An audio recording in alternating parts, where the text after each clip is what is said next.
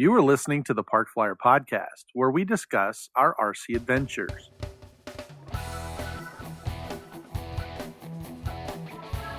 Welcome to the Park Flyer Podcast, where we discuss the ups and downs of the new RC Flyer. Join your hosts, Michael and Jay, as they take flight at the park. Now on with the show.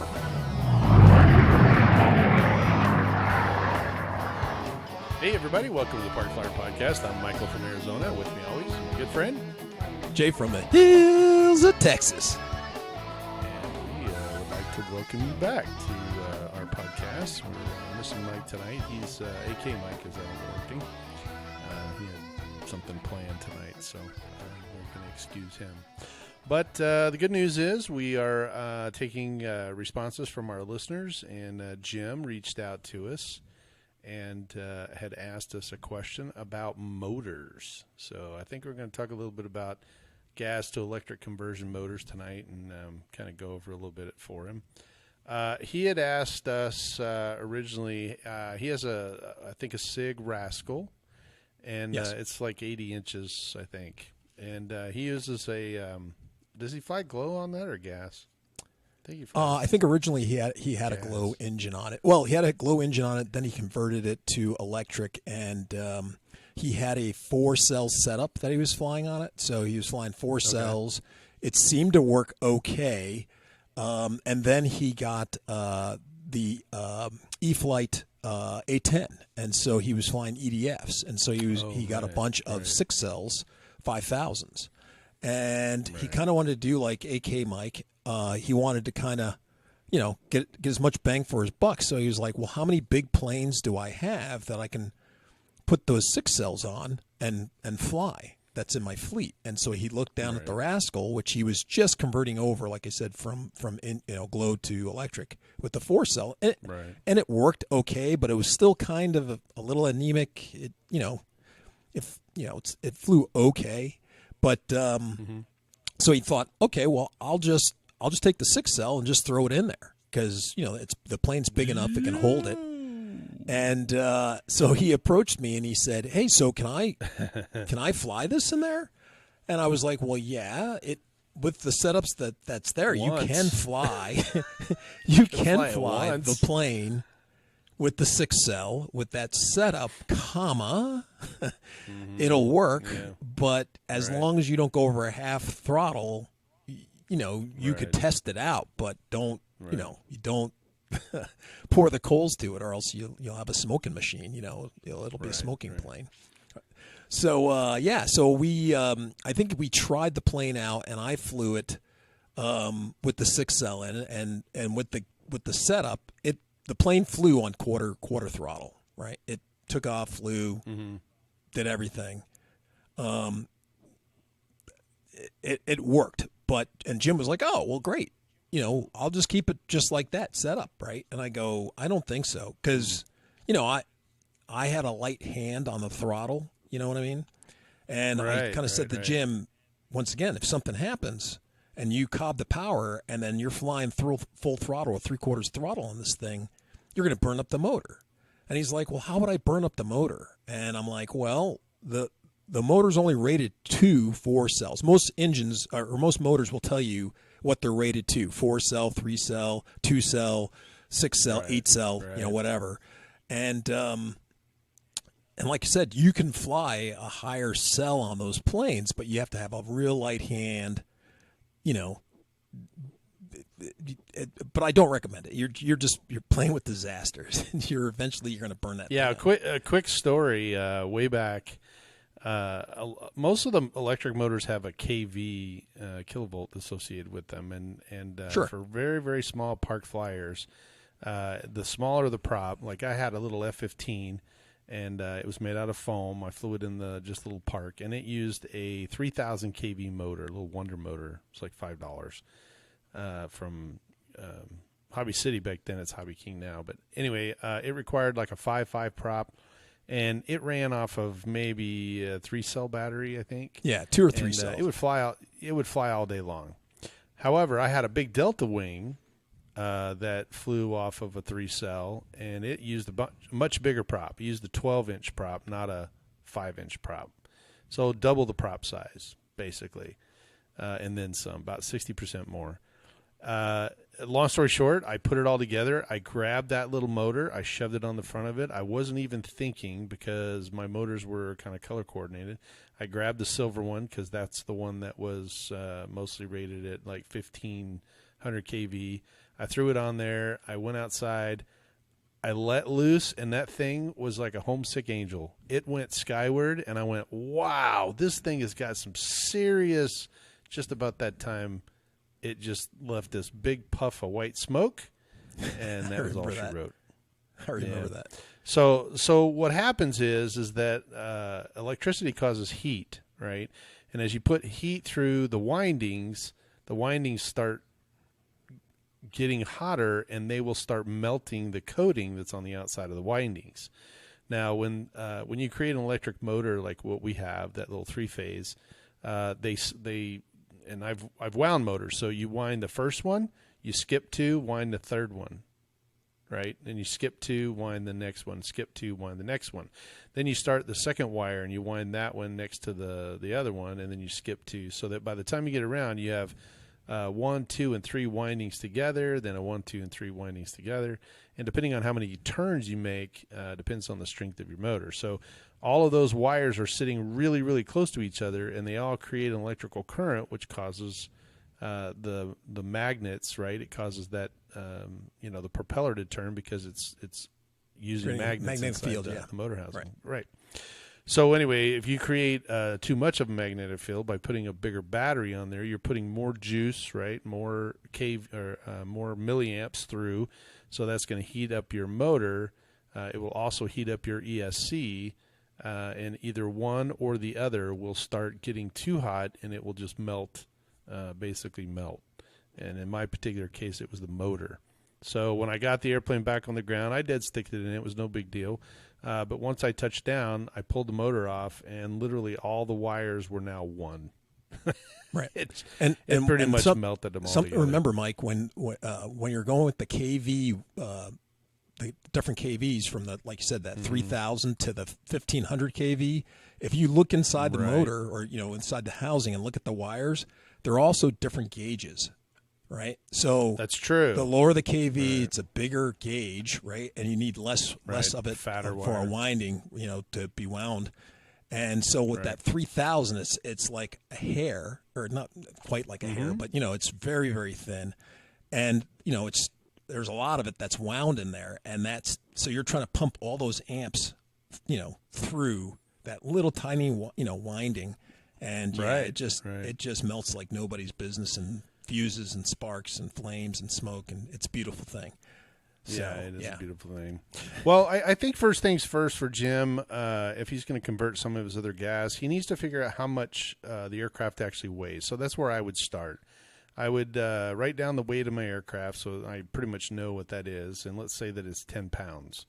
Having 10 pounds of weight, or let's say 8 pounds, somewhere in that 5 to 10 pound range, at that point, I'm going to look and see how I'm going to fly it. Is it a 3D airplane? Is it just a sport aerobatic airplane? Is it a scaled Cessna? In this particular case, he's got an 80-inch Rascal, which does have some weight to it. It probably weighs around 10 pounds or so. And I can actually think about it in this way, that watts, which is what the electric power produces, I can equate watts per pound. So that's where I would start. I would basically say, okay, if my airplane weighed 10 pounds and I want to fly it in a sport aerobatic, I need 100 watts per pound. So that would mean I would need 1,000 watts, somewhere between 1,000 to 1,500 watts, to be able to just move the airplane. That just creates the amount of energy that I need to move the weight. If I had a 3D airplane, like I know he's got, a couple airplanes that he likes flying 3D, but 3-dimensional is standing on his tail, having enough to hover, having enough to go vertical out of a hover. Now I'm talking somewhere north of 250 watts per pound, and now I'm in that 2,500 to 3,000 watts per motor, per aircraft. So that's a good place to start. And I think that once you kind of determine, all right, I have to have a motor that is going to produce 3,000 watts, or let's say 1,000 watts. Now I need to look at what type of batteries I have, because the battery is going to connect me to that wattage, right? So if I have a 6-cell battery, I don't need as much kilovolts in the motor to produce the same amount of wattage. Right. Does that make sense? Yeah. So if I have a 6-cell battery, in his particular case, I could probably get something down around 500 kV, 400 kV, somewhere there, and that would probably push me into that 80 to 100 amperage on my ESC. And then, that would give me somewhere between a, 10-inch to 16-inch prop, somewhere in there, depending on what type of prop I wanted to use. So that kind of gives me a starting point for my, my project. Now it's a matter of what kind of motor do you actually want? Do you want something that's a little larger, that's going to be on a standoff? If you get rid of a gas motor up front, you're going to have a lot of weight that just disappeared off the nose of your airplane. So, I'm going to have to put something a little more stout up there, or move the battery up there, or take the gas out of the back, however that whole thing works. Right. Well, I usually, tell people when they're making those kind of conversions, if you're going to try to, do with some weight, go with batteries, right? Add more batteries. Right. If you're trying to get that weight back, because it's true. useful. It's useful weight, right? Yeah. A 6-cell battery is not lightweight. It weighs about as much as a but motor. I'm just saying that depending on if you're making a conversion and you're like, oh man, I need something bigger. Well, maybe you can go with a bigger battery, like you said, a bigger battery. Mm-hmm. But it all depends. If you're just trying to stick with a certain size battery, this is one of those things that everything depends, right? It depends. What do you want? It really does. Yeah. And I think that's what really kind of throws everybody, because there's so many choices. As opposed to, with regular engines, hey, I need a gas tank. I need a size 48 or size 60 engine, because I need so many RPMs or so much power to provide for the plane, and that's it. So either it fits or it doesn't. Or a different style to make it fit. Type of engine. But really, there's not that many choices, and it seems simpler, right? And here, it depends on what you want to do when you want to do it, right? So I kind of have like the 3 W's, I guess, is what I use. It's kind of like what you were just saying. So the first one is, what are you flying?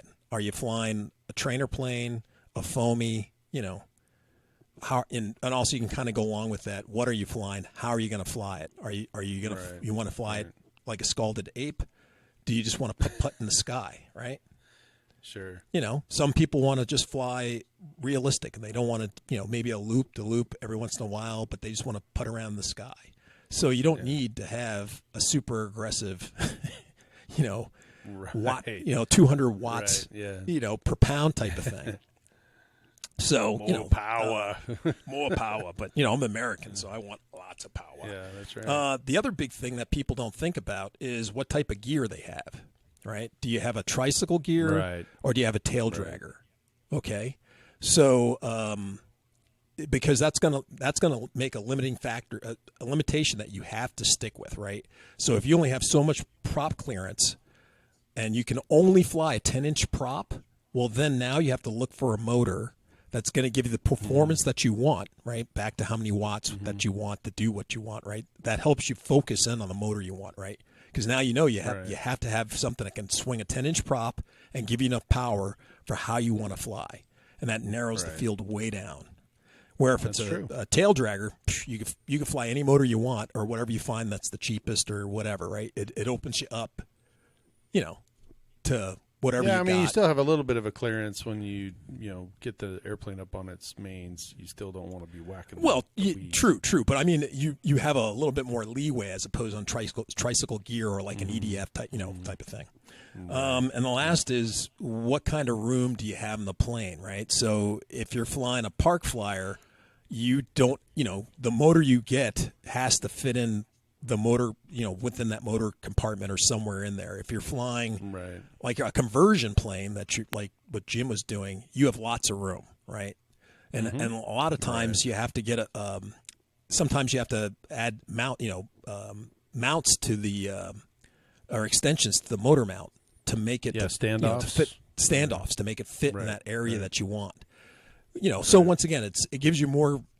What's the word I'm looking for? Not creativity, but more choices for motors that you want to get. You can get a motor that fits in there. It's going to be big and heavy if that's what you want and give you lots of power, or maybe you can go with something smaller that's using a smaller battery setup, and because you're just going to be putting around in the sky. You don't need all that super torque. So those are the kind of the things you got to kind of think about when you're going to do this. Is what am I going to use this plane for, and how am I going to fly? It's really going to determine, the choices that you kind of have to wade through. Right. I think another thing too is that when we, electric motors are very easy to put in and get a lot of power from a very small package. Yes. If you had a 045 or you had a 35 cc or something, you can only get a certain amount of energy out of that particular structure. So the motor's this big, it goes on, and then you max the motor out, right? RPM wise, right, speed wise, all that stuff. And I think that there's sometimes we think, more power's better, right? But our airplanes, our RC airplanes, very indicative of real life airplanes, do have airspeed limitations. You cannot take a balsa wood airplane. We've seen a couple of making those little vibrations. Yeah, exactly. And they're like, "Hey, what is that noise?" And I go, "Well, that's your airframe about to come apart, right?" And so there is, even though we can do something better, and I can grab 6,000 watts of power and put it on this little SIG Trainer or Cadet or the Rascal. It may not be something that I want to do, because at some point I'm going to be pulling that thing through the air at such speeds that my servos can't keep up, because they're not strong enough to give the deflection that they need for that speed. And second, I'm going to get monocoque, vibrating or a resonance inside there that's just going to blow the control surfaces completely off. And I've seen that happen more than once. So, but all of those are good points, and I think they're good starting points. I will tell you that it's always easier when you have larger aircraft, because the size that you have equates out. For instance, there's a company out there that has really good motors, and they break it down into like a 60 cc, 40 cc. Right. Well, E-Flight is really good about that. Yeah, right. And that's what I was talking about, E-Flight. And E-Flight, basically, the 60 cc is equivalent to 6,000 6,000 watts. The 40 is 4,000 watts. The 35 is 3,500 watts. So when you think about the size, you can say, I need a 60 size, or a 60 cc airplane. That's 6,000 watts. That's the equivalent. But when you get down below that, when you get to the 1,000 to 2,000 watts, now there's so many other different choices, because the airplane's way different. You could swing a big prop, a small prop, an electric prop, a slow fly prop. So I think back to what we were talking about, on an 80-inch airplane, maybe I'm swinging, a 16-inch prop, and I need a 40 or 30 cc or 3,500. Just depends on what you're doing. So I think those are good starting points. This is a conversation that, we could have all day long, and we only have a limited time. But I think this is good for us to start. I think this will be a 2-part series. Initially we can kind of talk a little bit about it. But the main thing is how much your airplane weigh, what size prop you're looking at, and what size battery you're trying to look at. And then that's going to determine, how many watts we need, and then how much of motor, how big of a motor can I get to produce those watts with that prop and that battery. And there are several different companies out there all over the web. And if you'd like us to send you some, we can, we can post them on our website or our Facebook page. And, just give us a shout at parkflyerpodcast@gmail.com, and we can kind of put you in touch with some of these charts that they have produced, or just search the internet, and you can look at it and see, okay, well, this 500 kV motor requires this size ESC, and then it requires this size prop and this size battery. And so you can kind of look at it and say, okay, if I want to produce, 2,200 watts, this is a good combination to start with. Right. And the good news is that almost every airplane manufacturer still in existence today will offer dual electric or gas in their instructions. So I know for a fact off the SIG, some newer website, stuff. Yeah. No, even the SIG. If you go back to the SIGs, they'll actually, when you go back, they'll tell you, if you want to run this electric, this is the size that you need. And so it'll give you, it kind of gives you that start of, okay, well, if this is the one that, I need for this particular airplane, I know all of the E-flights and all of the, world models and all the different ones that have gas options, they also have electric options as well. So they may have something that, the manufacturer has set up for you to look at. If not, then you can kind of reference one of the charts and kind of start with that. What'd you call it? The 3 Ws? Yeah. Yeah. So those are good ideas.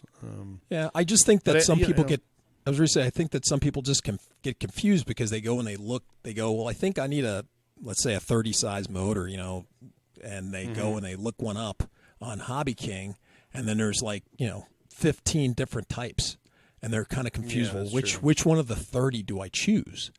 And right. that's where I think a lot of people, they get confused because one, they don't give all the information that or it's not consistent, the information that they give, right? Like one might tell you how many watts with a certain prop, with a certain battery. And that's great because then you can look at it and go, oh, well, yeah, that's the prop that, that's the size battery I'm using.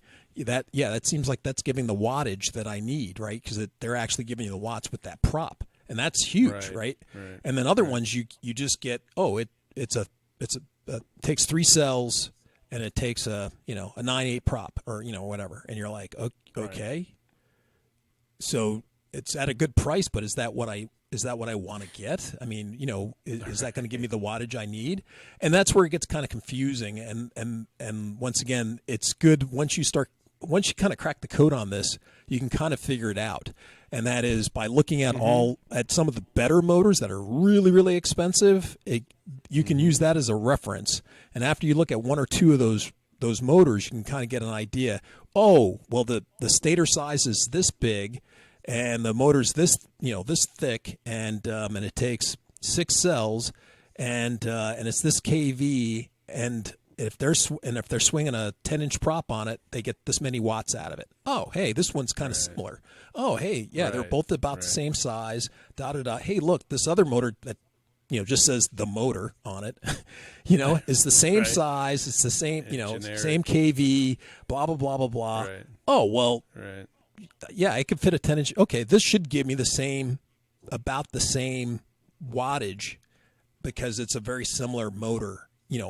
Through its size, dimension, and the limited information that they give, and that'll kind of help, But yeah, and I another point of confusion I think as well is like when you and I have been doing this for so long. When we talk about a 20, 30, or 40 size motor, we're talking about the can size. Right.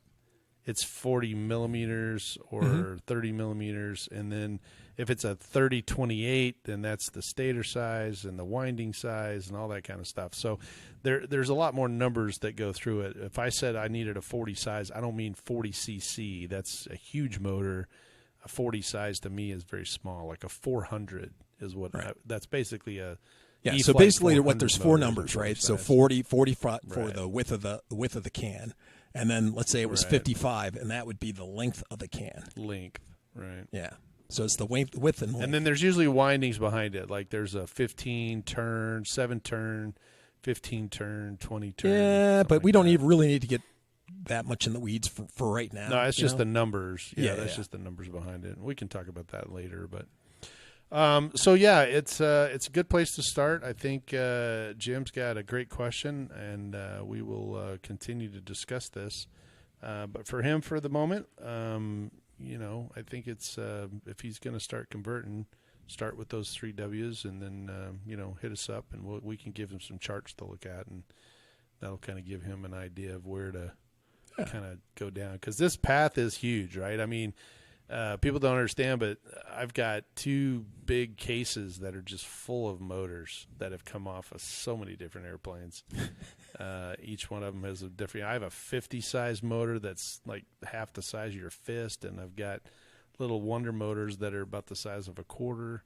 I got a couple of motors that are the size of a dime, and they run little park flyers, and they're little pusher jets or whatever. Yep. And they're fun. They scream, and they don't fly very fast, but they pump a lot of noise out, and it looks pretty cool. But they don't weigh hardly anything, right? Because that 5 or 4 inch prop is not produced. It's spinning 3,000 miles an hour, but it ain't producing much.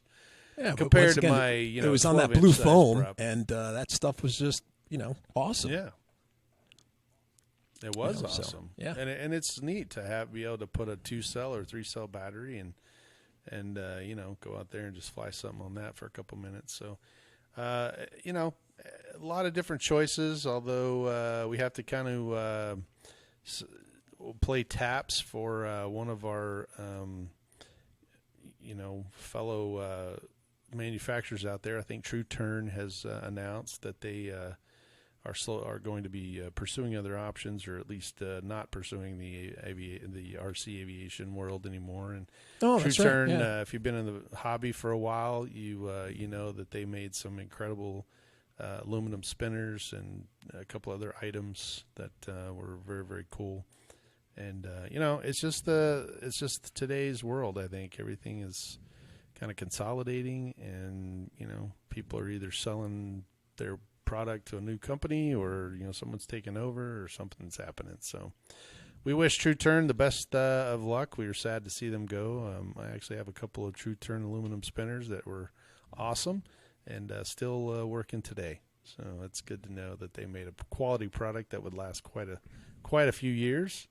And I actually enjoyed having they were really good looking spinners. I enjoyed having them on the airplanes. They were polished aluminum, and they made my airplanes look really good. So flying west for those guys, we wish you the best of luck in your new ventures. So what else? I think our time is pretty much up. We do have a new kind of a quicker format. It's something that we looked into and decided that maybe a little bit quicker podcast would be good, and we are still trying to solicit topics and questions from our listeners. So keep sending the emails at parkflyerpodcast@gmail.com, or hit us up on our website, or basically go to our Facebook listeners group and see if you can post something there. Would love to hear from you, and for the moment, we'll circle back around to Jim's dilemma. I think we've got some more to talk about, but